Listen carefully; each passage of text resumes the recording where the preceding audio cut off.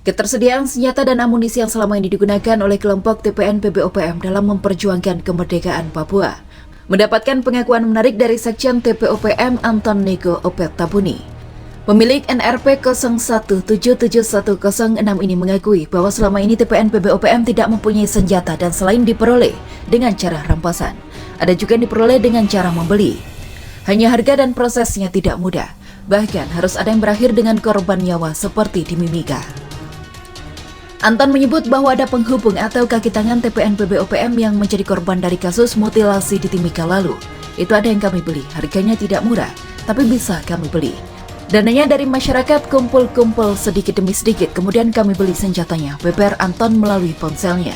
Dari harga yang tak murah ini Anton menyebut bahwa ada senjata yang dijual dengan harga 500 juta rupiah hingga 800 juta rupiah.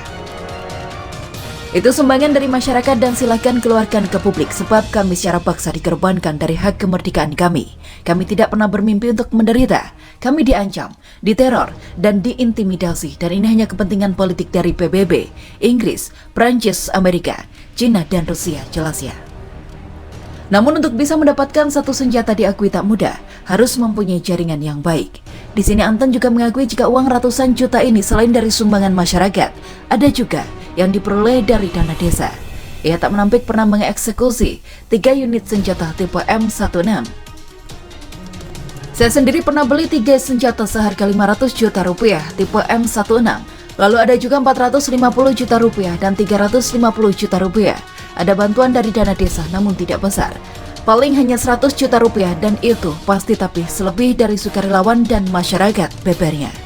Harga ini ternyata tidak include dengan amunisi, di mana menurut orang dekat Goliath Tabuni ini untuk amunisi satu magasin biasa dibeli seharga 15 juta rupiah. Dan semua kami beli dari intelijen Indonesia. Memang aneh, tapi ya seperti itu tampaknya. Namun dari perjuangan yang dilakukan selama ini, Anton menyebut jika pihaknya telah terdaftar dalam dekolonisasi PBB dan itu sudah terjadi tahun 2017. Ini yang membuat kelompoknya tidak ragu untuk berjuang karena ada harapan. Kami minta segera lakukan intervensi atau referendum terhadap negara dan tuntutan kami tinggal 11 hari agar PBB segera menyikapi ini. Dan ingat, PBB juga harus bertanggung jawab atas kondisi Papua saat ini, tuturnya.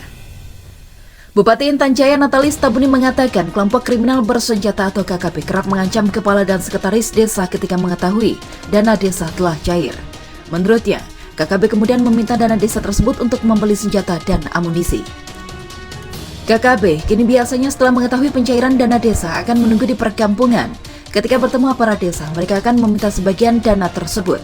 KKB ini mengancam dengan senjata kalau tidak diberikan sebagian dana itu, kata Natalis dalam keterangan pers yang dikirim TNI. Natalis mengaku pihaknya tak bisa mengontrol penyaluran dana desa lantaran dana tersebut ditransfer langsung ke kepala kampung maupun sekretaris kampung.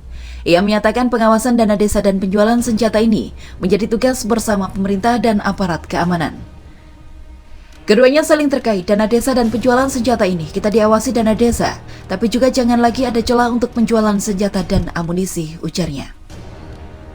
Lebih lanjut, Natalis menyatakan bahwa KKB sangat mudah mendapatkan senjata di Intan Jaya, sehingga memicu gangguan keamanan. Ia pun meminta jaringan penjualan senjata dan amunisi serta penyaluran dana desa dievaluasi untuk meredam situasi keamanan di daerahnya. Kita sangat apresiasi pihak keamanan Polri dan TNI yang telah berhasil membongkar jaringan penjualan senjata dan amunisi kepada KKB di Intan Jaya ini. Tentu ini sangat baik, perlu pula dilakukan kontrol penyaluran dana desa, katanya.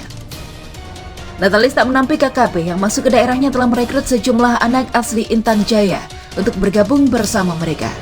Menurutnya, anak-anak yang direkrut adalah anak putus sekolah. Meski demikian, mereka tetap anak kita dalam NKRI, sehingga kami tak lelah untuk terus berupaya komunikasi memberi pemahaman pada mereka, ujarnya. Natalis mengklaim kondisi Intan Jaya saat ini sangat kondusif. Ia menyebut aktivitas masyarakat pun sudah relatif normal.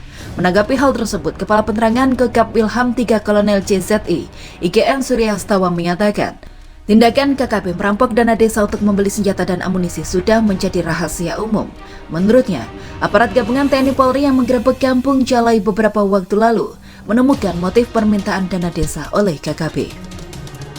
Suryastawa pun mengapresiasi Natalis yang secara terbuka menyampaikan dugaan perampokan dana desa itu ke masyarakat luas.